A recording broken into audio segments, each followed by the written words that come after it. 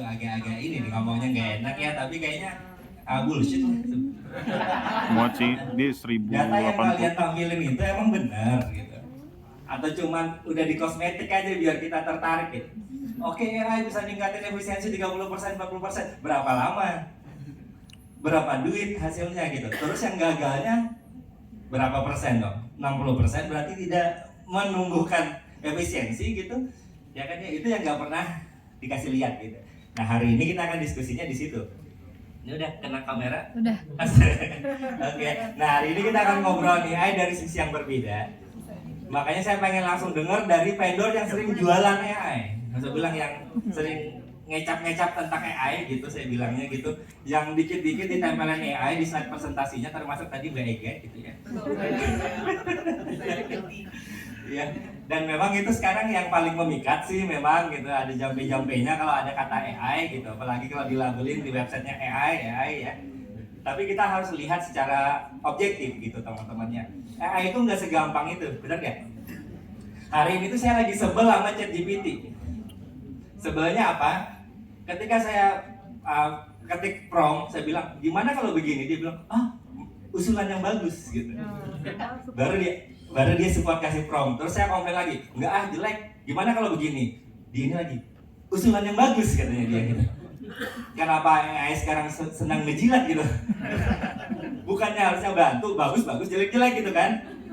Ini kenapa AI sekarang kebanyakan menjilat gitu? Kayaknya lagi halusinasi. Iya gitu. Iya sih empati tapi enggak gitu deh kayaknya gitu.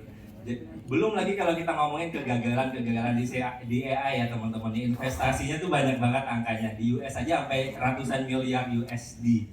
Nah makanya hari ini kita akan diskusi, sengaja saya ngundangnya vendor-vendor sih, teman-teman praktisi AI yang sering ngomongin AI setiap hari ya gitu. Tapi kita akan lihat dari sisi objektifnya, kita lihat dari sisi yang berbeda, makanya kita sebut dengan AI undercover. Kemudian kita juga nanti di akhir kita coba wrap up deh kesimpulannya apa sih. Jadi ketika kita memilih solusi, bagi saya AI penting ya, hari ini dan masa depan. Bagi saya AI penting, bukan saya nggak setuju sama AI. Semuanya harus pakai googling ya, capek juga ya kan ya.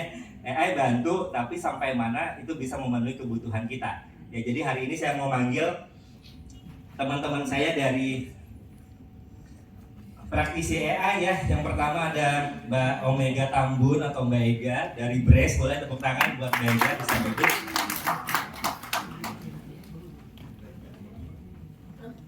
Mbak Ega sehat? Alhamdulillah. Baru presentasi Brace tadi bagus-bagus ya.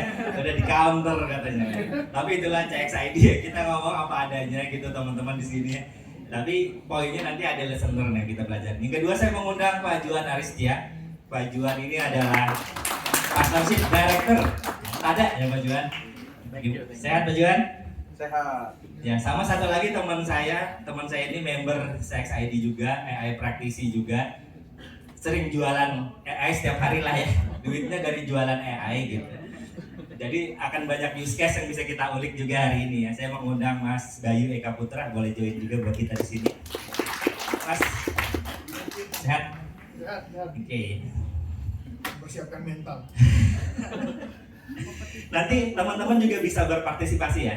Nanti akan ada link yang bisa teman-teman ini kalau mau bertanya. Sama nggak usah khawatir, kita sesi 30 menit, nanti ada musola juga di sini. Jadi masih bisa teman-teman menunaikan ibadah sholat maghrib ya di sini ya.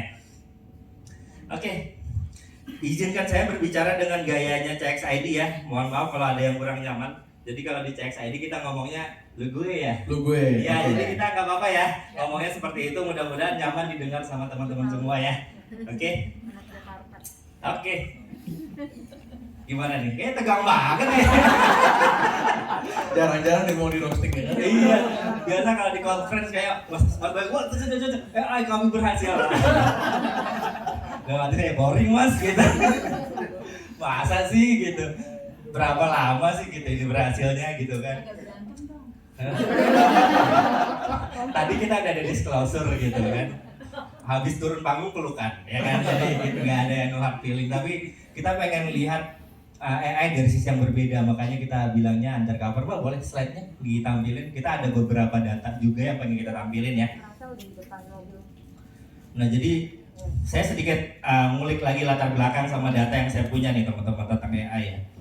Karena satu AI itu terlalu manis di conference ya. Semuanya menceritakan Cinderella story ya kan. Kayaknya kalau pakai AI pasti sukses, bisnis pasti maju gitu.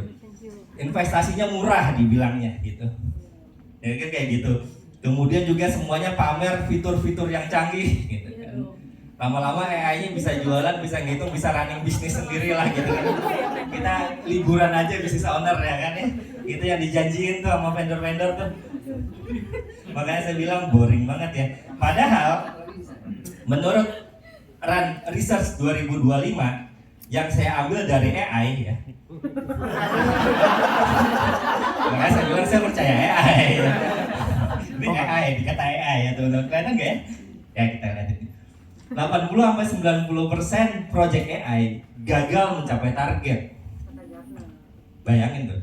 Mungkin di sini ada yang merasa juga udah invest, AI-nya belum jalan, bos nagih-nagih. Ada nggak nih sales leader atau siapa nih marketing leader nih?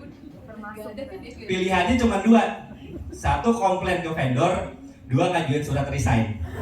Terus kita tinggal investasinya ya kan? Dosa kita udah diputihin tuh. Ini yang kedua nih, 1-5 juta dolar kerugian setiap proyek AI berskala enterprise menurut Gartner katanya gitu.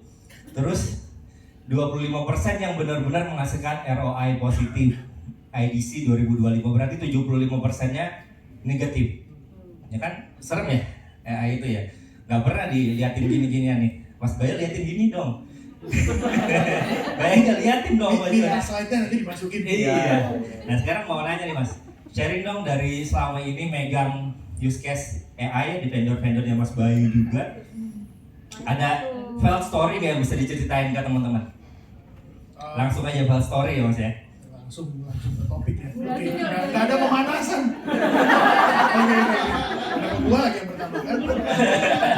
Oke, mungkin Kalau story-nya manis bilang no gitu ya gitu. biar orang biasa disuruh jualan, sekarang disuruh anti jualan. Sebenarnya sih gini, pada dasarnya kalau dibilang project yang tidak berjalan pasti ada. Itu pasti ada, nggak mungkin nggak ada. Tapi kan semuanya kita harus lihat lagi kontekstualnya, alasan nggak jalan itu apa? Gitu, alasan nggak jalan itu mesti jelas dulu untuk kita tahu kenapa ini disebut proyek gagal. Jadi mungkin ini saya cerita sedikit, ada beberapa waktu yang lalu ada case di mana jalanin satu project AI, habis itu projectnya disebutnya gagal. Kenapa projectnya disebutnya gagal? Kita kan bicara project yang dijalankan itu conversational AI ya. Jadi bentuknya chatbot, bentuknya conversations gitu kan. Terus itu gagal. Setelah orangnya marah-marah gitu. Oh, projectnya gagal nih, gini semuanya kita nggak happy lah pokoknya. Jalannya kita nggak happy. Terus ya udah, kita ngobrol dong. Ya udah kan kalau kayak gini kan ujung-ujungnya ngopi ya. Jadi kita ngobrol dong. Ya udah, yuk duduk kita ngobrol. Nah, kenapa? Apa sih reasonnya? Apa sih kenapa sih lu bisa bilang projectnya gagal? Iya, projectnya gagal. Nggak ada yang ngechat. Maksudnya nggak ada yang ngechat ke AI-nya. Udah di launching belum Mas? Udah di launching. Itu kan jadi pertanyaan gua kan. Lu mau expect gua jawab apa? Karena we're not agency. Jadi kalau misalnya nggak ada yang ngechat, salahnya gua. Salah siapa nih? Salah lu Mas. Salah gua juga. Sebagai business owner nih. Pasti baik Pak, terima kasih, mohon maaf, gitu kan. Nah, jadi pada dasarnya ada project yang berjalan, ada project yang nggak berjalan. Tapi makanya kita harus assess dulu kenapa nggak jalan. Contohnya ROI, di situ disebutkan ROI. Pada dasarnya banyak, kalau ini sharing di lapangan ya, banyak yang pengen bikin project AI nggak ngerti objektifnya apa. Yes, true. Oh, AI keren, bikin, gagal, nyalain vendor. Harus Mas. Ya pasti. Makanya mau gitu kan, pasti gitu. Nanti habis kita nyalahin, kita akan berbicara jangan pakai. Jelek. Tapi memang kenyataannya begitu. Kenapa? Karena ROI-nya itu tergantung objektif dari projectnya. Kalau projectnya tidak didefinisikan objektifnya, gimana lu bisa nemu ROI-nya? Gagalnya apa berarti Mas yang kerugian yang dirasainnya dari project yang gagal itu? Gak ngecat. Apa dia rugi investment untuk yang Dari pihak Budget. klien atau dari pihak klien udah pasti jatuhnya investment satu kan, pasti kan ada investment amount-nya kan, tapi selain investment mungkin nih jadinya waktu juga ya pasti. Pasti. waktu gitu, karena mereka mau coba roll out inisiatif, akhirnya nggak berjalan gitu, ya akhirnya kebuang waktunya gitu loh. Nah kita juga pernah ada satu case di mana gue pengen ngejalanin project AI nih gitu kan, oh ya boleh, objektifnya apa, kita meeting tuh 1 kali objektif sampai 3 kali meeting itu definisi objektifnya belum dapat. Oke. Nah itu salah satu. Jadi mungkin beberapa kita mesti lihat project AI ini dari sistem teknologi pasti ada. Sok-sokan mau pakai AI, tapi nggak tahu mau ngapain. Tapi kalau pakai kayaknya keren deh. Betul. Nah itu dari fundamentalnya, tapi dari teknologinya tentu pasti ada juga. Tadi kan ada ada yang disebut ibu Halu. Nah itu kan dari sisi teknologi. Yeah. Jadi pasti ada. Makanya elemennya kita harus tahu dulu kenapa itu disebut gagal. Mas ketika ngasih tahu ke orang tentang solusi AI, ngasih tahu juga nggak risikonya? Pasti dong. Risikonya kalau implementasi AI seperti apa? Ada? Pasti, karena tapi Pernah nggak sih dapat penjelasan risiko dari vendor? Enggak. Pernah nggak? Nggak mau ya Mas? Nggak mau kan? Ntar nggak jadi kata jangan. karena Lagi pitching. Mas Bayu nggak usah ngomong saya ya. bener lagi pitching lagi. Makanya dipisah nih. tapi gini, kalau kita bilang tadi pernah nggak diberitahu atau enggak, mungkin juga dari si teknologi seperti apa. Menurut saya salah satunya yang harus ditingkatkan, menurut gue yang harus ditingkatkan itu adalah memang knowledge dari sisi teknologinya juga. Oke. Gitu. Karena baik lagi ini akan interlink atau akan menyambung ke definisi kegagalan tersebut. Iya. Nah, jadi ada juga yang sharing bahwa gue mau jalanin project AI, tapi kalau gue jalanin project AI jawabnya nggak boleh salah sama sekali ya. Lah, ChatGPT aja tulisannya di bawah ada bisa salah. Jadi teknologinya ini kita bicara banyak sisi. Tapi gue sebagai klien kan nggak terima nyalahin teknologi sih Mas. Emang sih harus against ya. Nature-nya itu kan. Iya, karena kita nggak ngerti Mas. Siapa sih yang edukasi kita tentang teknologi itu? Nggak ada, karena ketika dijelasin, di deck, di presentasi, fitur bagus semua. Ya sama tadi janji-janji manis dan nanti akan kami punya contoh use case gitu kan, yang dijelasin angka-angkanya gitu, nggak dijelasin berapa lamanya gitu kan, effortnya seperti apa, yang berapa yang resign gara-gara itu, manajemennya marah berapa kali ya kan, headnya IT head Ini harus ada risetnya. gitu. Iya kan, jadi kita edukasinya nggak dapat sih, nggak dapat edukasi itu sih, dan nggak ada ya, nggak ada. Ya inilah edukasi deh, tapi nggak boleh gitu, jadi kita lagi against. Gimana Pak? Jadi gimana nambahin? Ya nambahin. Jadi sebenarnya kalau tentang gagal atau berhasil dari AI ini kan juga butuh belajar sebenarnya. Pasti. Nah, jadi kadang yang kita temuin data source historinya itu nggak ada. Satu nggak ada, sama strukturnya nggak jelas. Jadi kalau saya dari Tada, kalau di Tada tuh kadang implementasi AI-nya dia pengen baca dapatin poin itu dari Stroke misalkan. Nah, Stroke di Indonesia setiap SKU itu penamaannya beda-beda. Indomie sama Indomilk itu sudah sama-sama 3 kata tuh, IDM misalkan. Atau Indomaret nih sebenarnya IDM-nya. Nah, jadi kadang source-nya aja udah susah, di AI-nya apa lagi? Iya, mana gua tahu nih IDM-nya maksudnya apa gitu. Urusan vendor Mas. Nah, benar. Manajemen kami ketika mau implementasi, Terima beres. launchingnya udah keren tuh. Iya. Launching AI, conference, set gitu. Besok udah untung gitu. Iya. Apa itu komplain apa itu? Betul. Vendor kan kadang siap. Iya. Siap. Daripada gagal ya. Bener nggak Pak? Ini contohnya sih, Bisa dulu nih, bener nggak? Ini vendor semua kayaknya Bisa dulu, betul Pak. Palu gada bisa dulu. Susah kita jawabnya. Bisa dulu aja. Bisa dulu aja. Iya. Ya, tapi Biasa Mas. Jadi mana udah masuk ya Pak, kalau gagal ya sudah. Betul, jadi Jadi biasanya- cancel kan gitu. ya biasanya kalau ini jualan lagi ya. Kalau di kita biasanya minta waktu untuk AI-nya juga belajar, karena nggak bisa jalan sekarang langsung berhasil 99% itu jarang yang kayak gitu. Iya, nggak bisa diterima sih. Iya sih. Gagal saya. Ya kita mau sukses langsung. Baiknya bantuin dong. Oke, jadi mungkin dua hal kali ya. Pertama dari sisi, waduh ini maaf ya, bukan gimana-gimana. Mungkin dari sisi client side. Oh nyalahin. Tandain Grace nyalahin klien. Enggak, supaya provoking aja. Enggak. Louder mbak, louder. Iya. Ada masalah? Wah, sampai mic-nya aja guys. Iya nggak boleh. Mereka takut. Enggak, sebenarnya kayak kita tuh sebagai satu hal pengen implementasi satu teknologi yang baru, sebenarnya kita juga harus realistis. Sebenarnya realistisnya lihat ke dalam juga. Kayak sebenarnya kita udah di stage yang mana sih gitu. Sebenarnya kalau kita ngomongin AI itu juga banyak banget kan. Tadi kayak udah disampaikan, ya balik lagi jualan dikit aja.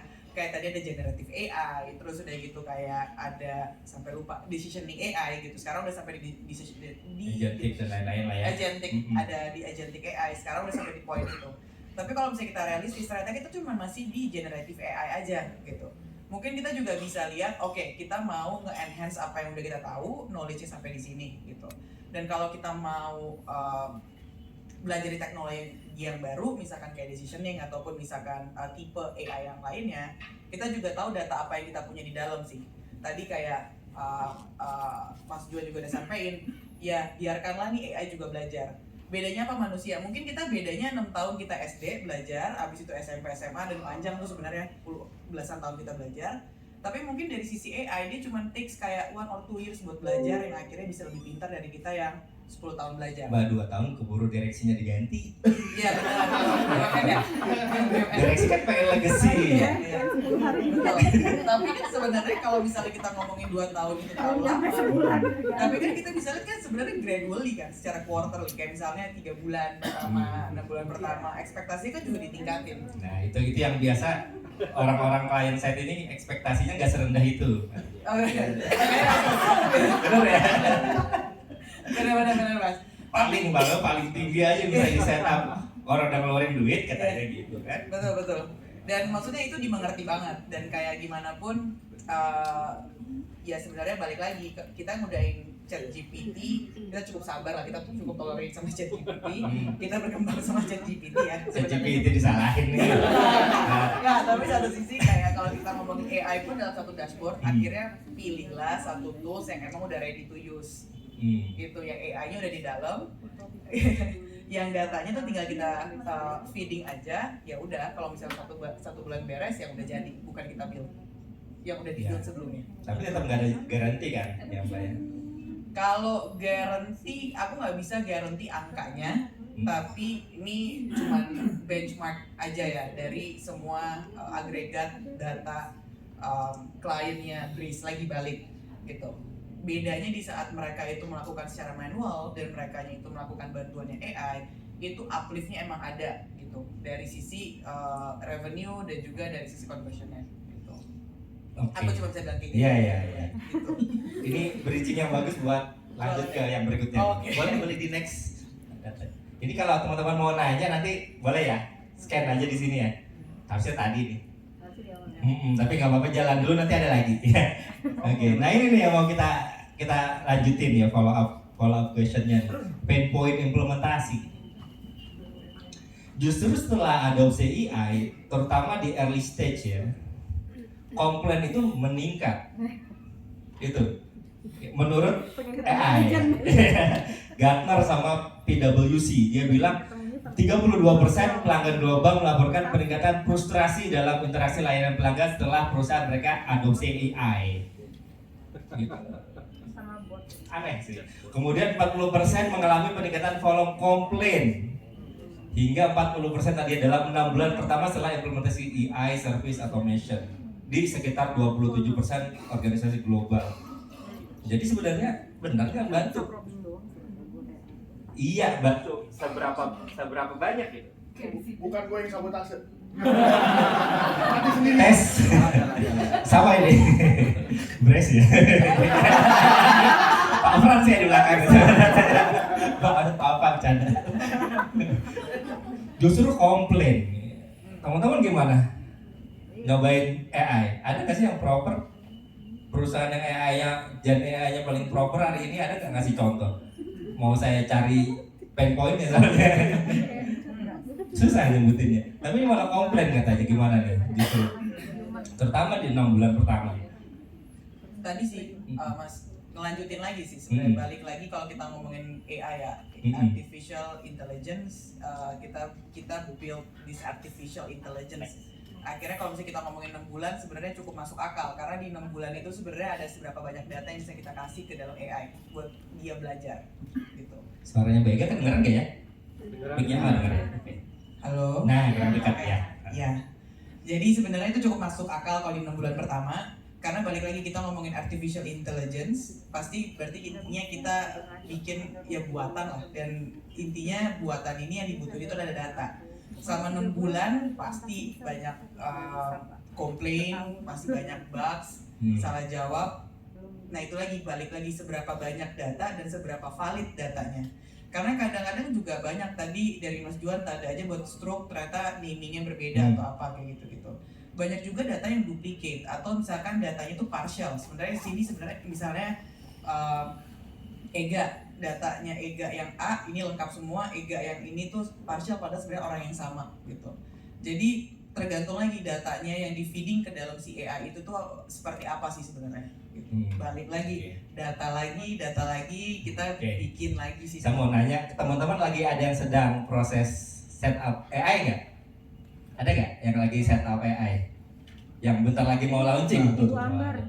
Oke Mbak Ambar ya, English One siap-siap 6 bulan ke depan komplainnya naik ya. Waduh. Bisa data ya.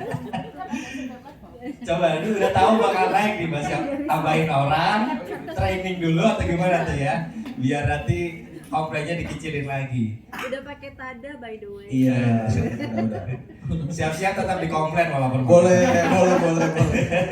Udah ada. Jadi gimana jadinya tentang komplainnya kok malah naik nih Mas Bay, Mas atau Pak Juan nih? Kalau saya kebetulan di Tada kita belum pakai yang interaktif ke pelanggan ya. Oke. Aman. Accept dulu nih gitu ya. Dua dulu nih. Mas Bayu coba Mas Bayu. Exit dulu. Tapi enggak ya udah sama itu aja. Aman banget nih Tada kayak. Aman karena kita use case-nya lebih ke di back end sih. Oke. Gitu. Silakan. Curang. Interaktif. Cepet banget. Ya awak ya. Oke sampai akhir Tada gitu aja kita. Aman. Oke, mungkin kalau kita ngomongin tadi komplain, terus ada yang nggak satisfied, gitu kan. Balik lagi, kalau buat saya, Kenapa dulu boleh nggak Mas? kenapanya karena ya, komplainnya kenapa? Yang nggak sesuai ekspektasi sih. Ekspektasinya apa? Yang nggak kejawab apa yang dibutuhin. Yang apa yang dibutuhin? Dari pertanyaan A, jawabannya nggak A yang Nah, kita harapin. Kalau begitu berarti saya vendor. sorry nih. Gini. Boleh nggak nih kalau salah vendor kita balikin duitnya ya? Ada agreement gitu di Sorry. PKS deh kayaknya. Mungkin Tips buat tulisannya teman-teman Mas. Mungkin tulisannya Di PKS-nya tambahin. Saya tambahin di tengahnya. Salah pilih vendor. Nggak, oke. Jadi kalau misalnya kita ngomongin soal Itu bercanda ya Mas, tapi takut serius Mas. habis ini Iya. orang masih aman nih. Iya. Oke, jadi mungkin kalau kita ngomongin soal unsatisfactory results gitu, misalnya banyak komplainan apa segala macam. Ini mungkin gue cuma share dari apa yang beberapa kita lewatin ya. Yeah. Jadi nggak mau terlalu luas. Tapi contohnya ada yang bilang, oh kita nggak happy. Kenapa? Karena chatbotnya lama reply-nya. Berapa lama reply-nya?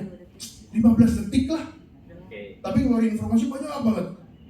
Komparasinya kemana? Komparasi 15 detik lama itu di-compare sama apa? Oh kita mereplace human sebelumnya. Humannya berapa? 5 menit. Oke, jadi 15 detik tetap tidak memuaskan. Jadi yang memuaskan berapa? Jadi makanya gue selalu bilang komplain selalu ada, ketidakpuasan selalu ada, tapi ketidakpuasan terhadap apa, perbandingannya kemana? Kalau tadi misalnya, oh nih ditanya apa, jawabnya apa, ditanya apa, jawabnya apa, ya berarti memang setupnya nggak bener. Itu Salah siapa Mas? vendor. Gua akan ngomong. Vendornya yang salah ya? Betul. Oke. Berarti setupnya nggak bener, vendornya salah. Nah, tapi kalau misalnya dibilang iya nih, kalau tadi balik ke yang disebutin mereka. Misalnya, iya nih, gue nanya apa, chatbotnya nggak bisa jawab. Kenapa nggak bisa jawab? Datanya nggak ada. Vendor juga. Vendor tentu saja. Oke. Tentu saja vendor. Vendor. Ya kan? Kenapa nggak minta katanya kan? Iya. Kan?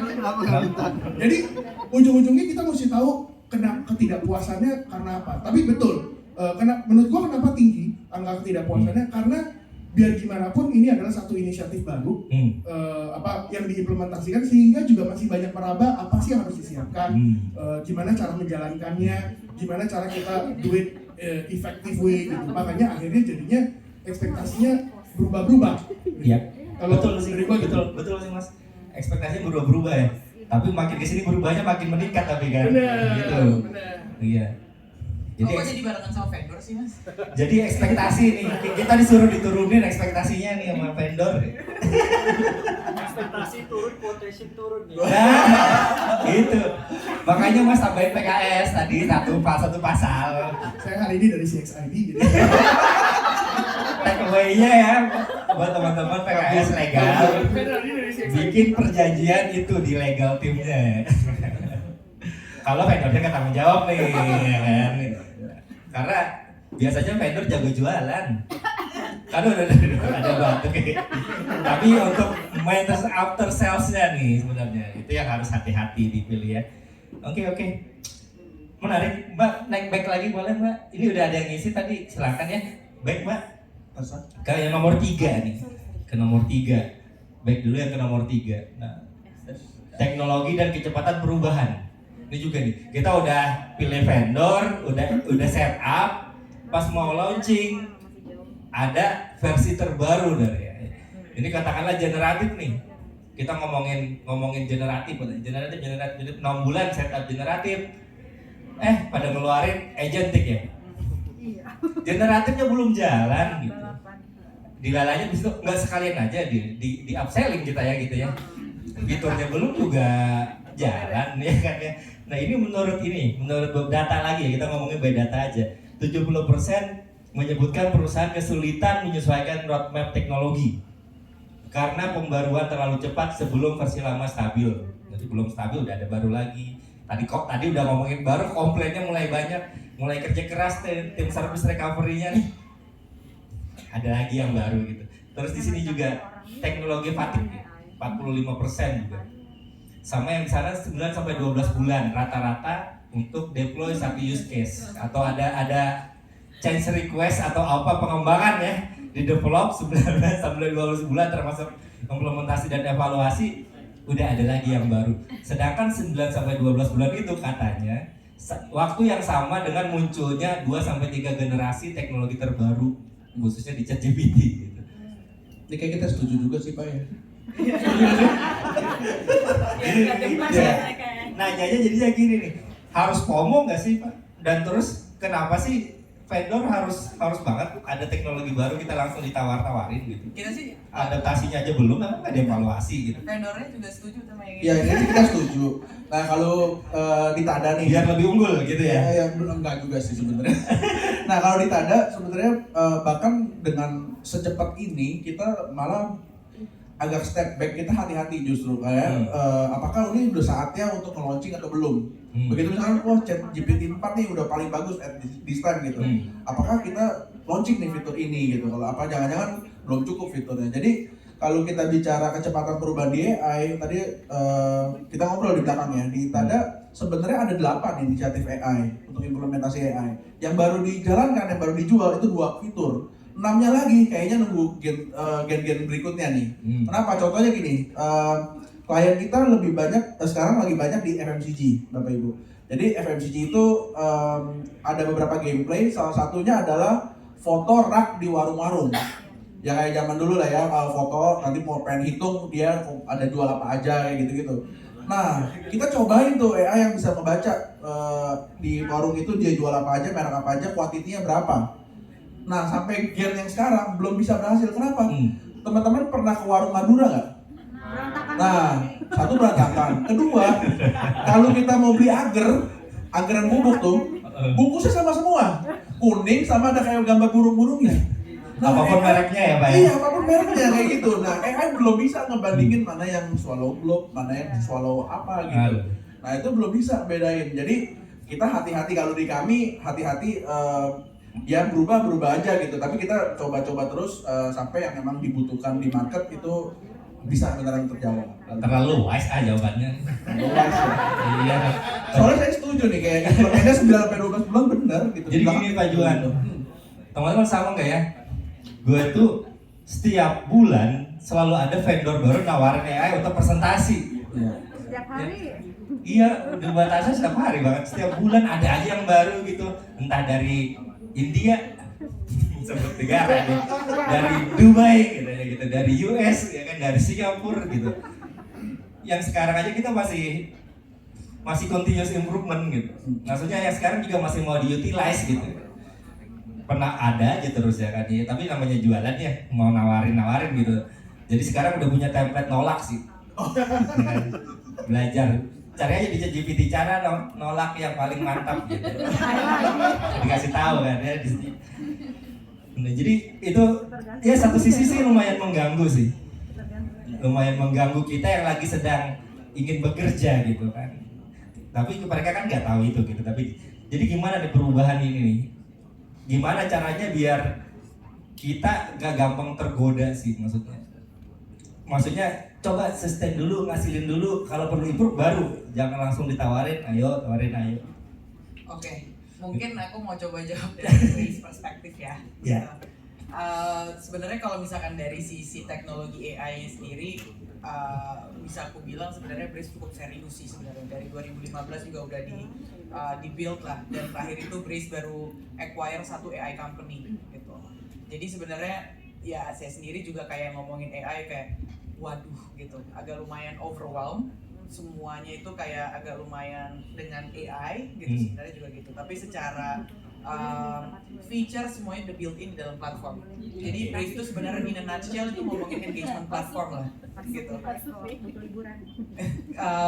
Jadi kalau misalnya in a nutshell, Brace itu adalah engagement platform, tapi di dalamnya itu punya AI capabilities. Jadi di dalamnya itu tadi kayak ada generative, ada predictive, sama agentic AI. Dan semua itu sebenarnya udah ada di dalamnya gitu. Jadi kayak nggak perlu mau build yang generatif dulu, mau build yang agentic dulu, semua itu udah ada di dalam satu platform itu. Jadi kalau misalkan dari sisinya, ya tadi balik lagi ke Brace, ini kalau misalnya ngomongin implementasi 9-12 bulan, Brace itu nggak di-build-in untuk satu-satu AI capabilities, itu udah langsung buat semuanya dalam satu dashboard, dengan implementasinya itu ya 3 bulan gitu. Artinya kan kalau ada fitur baru, learning baru lagi dari kita. Dari sisi user iya. Iya. Betul. Belum juga yang satu maksimal gitu hasilnya. Kayak riset lagi gitu. Betul. Baru riset lagi. Ya mungkin yang paling penting nambahin Pak Yanar. Mungkin kalau buat teman-teman brand yang paling penting adalah goalnya mau kemana Pak. Yep. Jadi walaupun ini berubah, kalau tahu brand itu tahu goalnya kemana itu kayak mungkin lebih aman. Jadi nggak terlalu terdistrak. Nah mungkin itu kuncinya. Kalau brand yang bingung nih di tawaran ini, Jadi bolanya di brand lagi nih, disalahin lagi kita nih teman-teman nih. Tujuan nyalahin kita lagi. Ini ambilnya lah. Ambilnya lah Michael.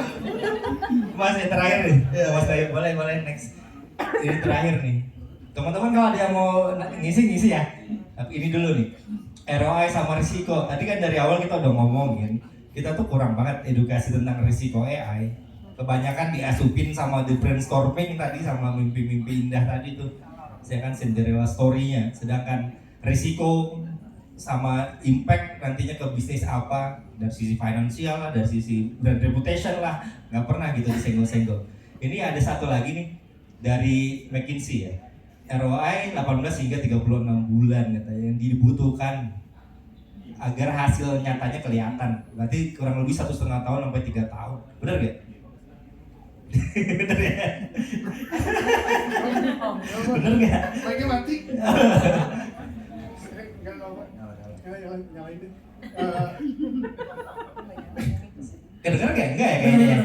Kedengeran banget. Suara Mas Bayu. Kenceng ini. 18 sampai 36 1,5 tahun sampai 3 tahun berarti. Ini ROI ya? ROI. Bener gak sih? Atau harus ada hitungannya emang segitu atau lebih lama lagi? Gini, kalau ngomong begini, udah pasti kita nggak bicara market Indonesia.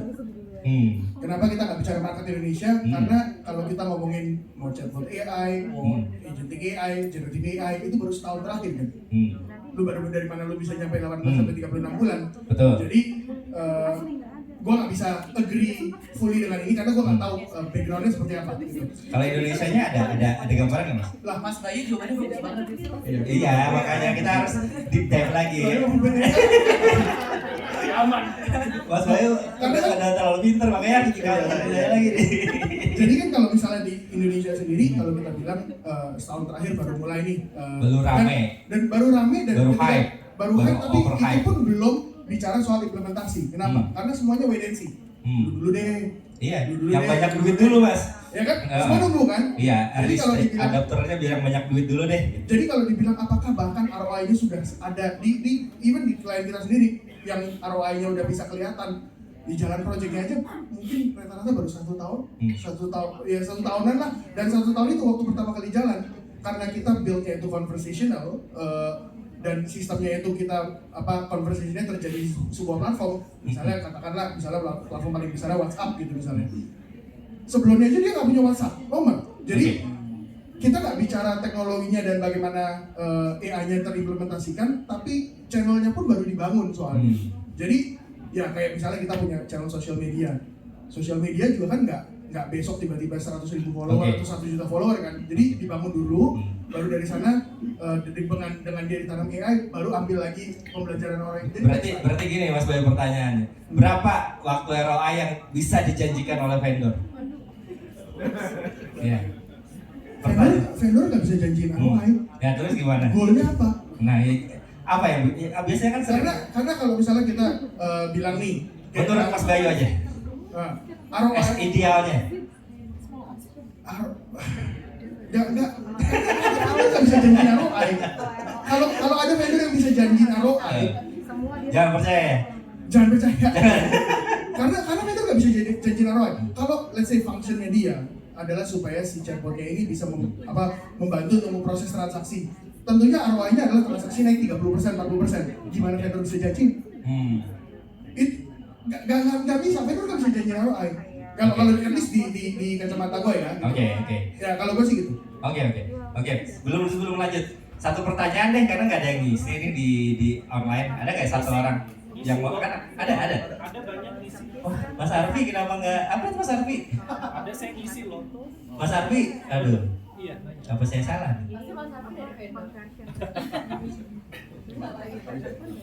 Gak muncul di saya nih di Slido-nya Mas Arfi mana tadi? Langsung aja kali nggak apa-apa. Langsung aja boleh nggak? Langsung aja teman-teman. Bentar ya. Boleh deh, satu aja ya. Satu. Boleh? Silakan. Yang mau silakan. Silakan Mas. Boleh deh. Yang kejam ya Mas pertanyaan. Iya, kebetulan saya mewakili brand menjadi penyambung lidah antara vendor dan manajemen. Paling susah. Betul. Nah, dari experience. Mas Arif, nama Ya, dan ya perkenalkan nama saya Doni Kusuma dari Imperial Group. Jadi kalau Bapak Ibu sering melihat Imperial Kitchen dan Dimsum, nah itu adalah salah satu dari 14 brand yang kami manage. Ya. Nah, dari experience saya menjadi penyambung lidah antara vendor dan juga manajemen, tentu saya juga punya KPI yang cukup tinggi. Nah, dari beberapa vendor yang masuk ke perusahaan kami, benar, kebanyakan itu sugar coating ya kalau bisa dibilang. Tadi suruh kejem kan? Oke. Kebanyakan sugar coating. Nah, ketika sugar coating itu terjadi, kita butuh dari manajemen biasanya nanya berapa investmentnya, dan ujung-ujungnya pasti ROI. Dan dari sisi kita penengah tuh biasanya punya beberapa tools, dan salah satu tools yang kita butuhkan itu terutama kalau ngomongin AI ya, karena saya ada di sisi brand, itu biasanya selalu ditanya conversionnya. Ketika kita investment sekian million atau sekian billion, berapa persen bisa menjamin conversion gitu. Karena kalau sekarang saya nggak tahu dengan brand-brand yang lain ya, tapi kalau di tempat saya itu maunya cepat. Hasilnya Mas. ROI-nya harus cepat dalam sekian bulan. Udah nggak lagi ngomongin, Pak, kita di marketing itu investment on the future. Jadi pada saat customer ready, mereka akan memikirkan kita. Oh, mereka udah tidak mau lagi mendengar itu. Kalau dari sisi manajemen, oke, saya invest. Bisa ngasilin duit berapa lama. Nah, conversion rate ini apakah dengan penerapan teknologi AI itu sudah pernah ada experience sebelumnya yang bisa menjadi benchmark dari masing-masing mungkin core bisnis ya, misalnya dari FMCG itu conversion rate-nya bisa sekian, dari restoran bisa sekian gitu. Ya kurang lebih pertanyaan seperti itu.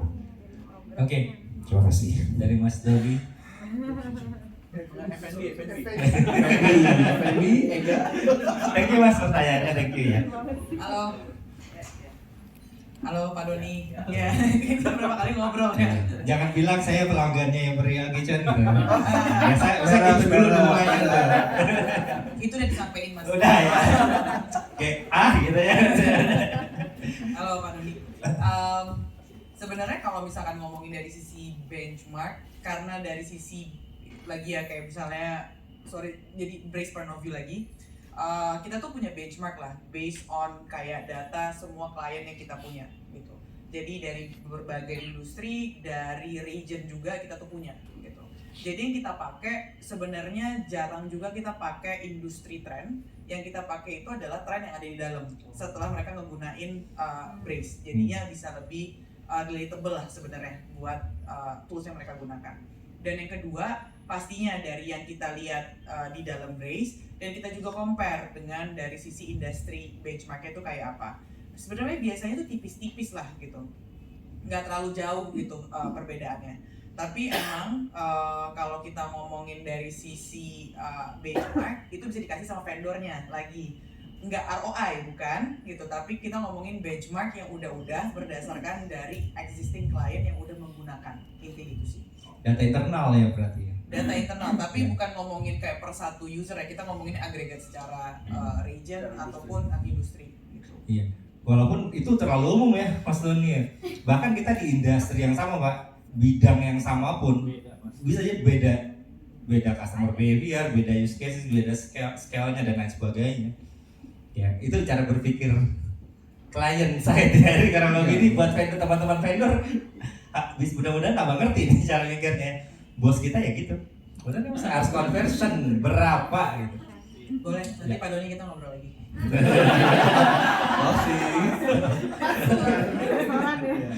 Ya paling saya nambahin gini Pak, kalau ditanya ROI berapa lama tadi terjadi konferensi Sekalian ada pertanyaan Pak Juan, nah, cara ngitungnya kalau ada gambar, tapi nggak mungkin dijelasin panjang lah. Iya sebenarnya kita juga nggak menjanjikan ROI ya sebenarnya. Cuman ya balik lagi kalau Perspektifnya begitu tapi Iya. nggak bisa dihindarin. benar lagi. Nah perspektif Jujur banget ya tadi benar laginya gitu. Nah, perspektif kalau dari industri loyalty ini ya, kadang gini, saya pengen orang datang lagi atau beli lagi lebih banyak basket size-nya. Nah, cuman yang dikasih di give back ke klien, ke usernya itu kecil sekali. Kita pernah punya pengalaman waktu itu discuss ya.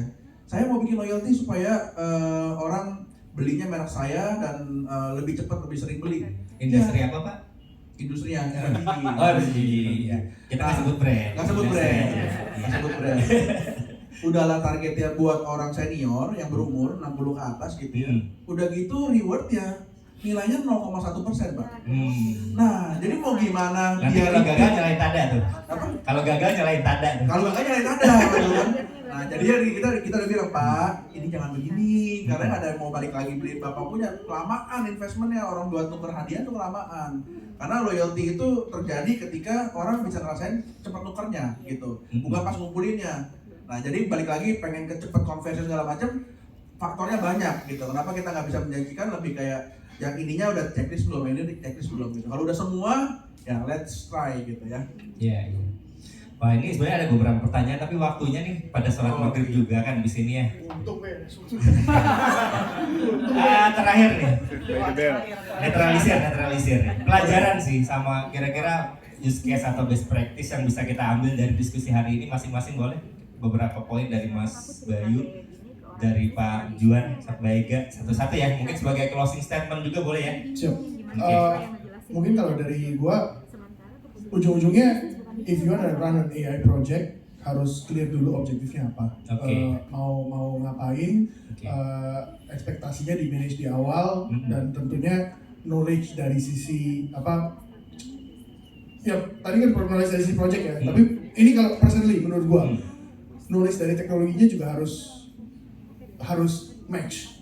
Berarti kalau nggak ada, bilang aja belum ngerti gitu ya. Iya. Ntar dijelasin gitu ya. Dijelasin. Oh. Tapi jangan, karena kita juga kalau ngobrol gimana ngerti gitu. Tapi ujung-ujungnya ternyata enggak gitu. Nah akhirnya jadi ada misexpectation di sana. Iya. Nah itu menurut gua harus ini sih. So objektif dari projectnya apa? Terus knowledge-nya terutama untuk teknologinya harus match up dengan apa yang diekspektasikan. Itu. Thank you Mas Bay. Oke, udah diambil ya sebenarnya. Nah, tapi ada susah. Untung dulu. Nah, jadi benar tadi pertama objektif, yang kedua adalah data history itu juga penting Bapak Ibu. Jadi kalau sekarang data history belum rapi, mulai itu dulu, data historinya dikumpulin dulu semuanya. Jadi kalau pengen AI-nya nanti suatu saat tahu bahwa orang-orang dengan range usia sekian, cowok, tinggalnya di Jakarta Utara, itu sukanya makannya ini, minumnya ini, snacknya ini. Nah, tapi data itu mesti dikumpulin dulu semua di depan. Kalau data itunya tidak mulai dikumpulin, sampai kapanpun AI nggak bisa ngebaca data Bapak Ibu dan behavior customer Bapak Ibu seperti apa. Gitu. Jadi itu dulu tadi database objektif itu yang mesti di mention dulu di awal, baru ke depan kita bisa melangkah ke AI. Jadi nggak bisa tuh sekarang saya mau pakai brace, saya mau pakai tada, tapi saya mau besok udah ketahuan yang datang umur sekian pasti sukanya ini. Nah itu nggak akan bisa gitu. Itu mungkin di wrap up pertama ya tadi ya history data mesti ada dulu dan objektifnya juga jelas mau gimana. Gitu. Oke, data dan objektif ya. Nambahin, berarti baiknya nambahin lagi nih. Betul, itu dia maksud saya. Tadi saya mau wrap up semuanya. Yang pertama tadi yang penting adalah objektifnya. Yang kedua knowledge-nya harus match gitu antara teknologi dan orang di dalamnya. Yang ketiga data historicalnya harus ada. Jadi buat kita ngomongin satu hal yang artificial intelligence, jadi semuanya itu harus udah ada. Dan yang keempat, kalau misalkan terlalu risky untuk bikin ya, build the project, mungkin bisa gunain start small sebenarnya. Start small, karena nggak mungkin kita jadinya tunggu-tungguan atau kayak kita ngerapin ini itu dulu, mungkin jadinya nggak jalan-jalan. Tapi kita bisa start small dulu, buat kita bisa belajar, untuk kita bisa in paralel ngikutin trennya gitu. Karena ya start small mungkin dari yang ready to use, dari apapun itulah. Kalau misalnya kita ngeliat satu hal yang di luar sana udah ada yang ready, mungkin bisa kita gunakan gitu. Jadi benar-benar start small sih gitu. Jadi ya balik lagi realistik dengan apa yang mau kita tuju gitu. Oke, berarti harus punya visi dulu sebenarnya ya. Betul. Baru at the end AI adalah balik lagi tools ya. Teman-teman bener ya. Alat bantu ya kan. Bukan dewanya ya kan ya. Bukan. Tapi dia kendaraannya untuk mencapai goals itu. Bukan mencapai goals itu harus AI, bukan ya kan? Nanti dari situ bisa kita pilih yang paling wise tadi ya. Tentu based on historical sama visinya mau kemana, punya timeline atau timestamp yang jelas lah ya. Betul. Apa yang mau di-achieve 3 bulan, 6 bulan, ya setahun, 2 tahun atau berapapun gitu kan ya. Punya roadmap ya. Jadi balik lagi AI bukan trik sulap ya. Bukan simsalabim pakai AI pasti sukses. Pahamin tadi sisi-sisi lain dari AI yang bisa membuat kita jadi rugi atau boncos. Cost juga akan lebih tinggi.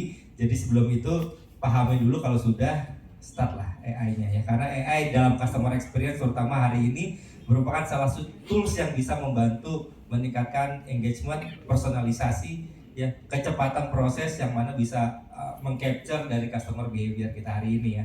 Oke. Selamat menjalankan project AI-nya ya teman-teman semua ya. Dan mudah-mudahan teman-teman dari sisi vendor juga bisa belajar melihat perspektif dari sisi client side. Jadi bisa lebih memahami ekspektasi dan apa yang mereka harapkan. Jadi bisa lebih personalisasi juga ngasih solusi AI. Dan teman-teman brand juga bisa melihat nanti seperti apa pendekatan atau memilih vendor yang paling tepat sesuai dengan kebutuhan dan kemampuannya kita ya. Oke. Terima kasih sekali lagi, respect buat Mas Bayu, Pak Juan dan Mega. Boleh tepuk tangan yang meriah. Live podcast dari si paling CX, thank you ya teman-teman. Oke. Kita salam dulu biar gas lagi. Thank you Mas Bayu. Kita foto dulu boleh ya. 1, 2, 3